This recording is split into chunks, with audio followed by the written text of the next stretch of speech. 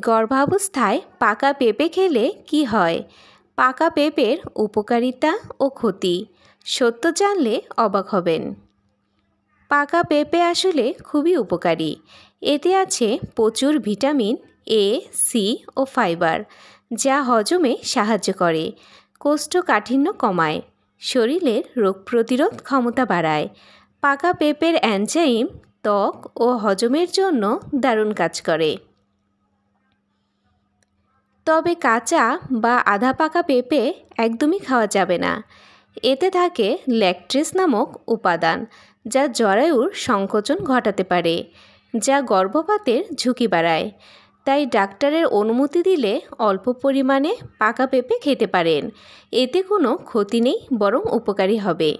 আজকের মতো এই পর্যন্তই। সবাই ভালো থাকবেন, সুস্থ থাকবেন। আল্লাহ হাফেজ।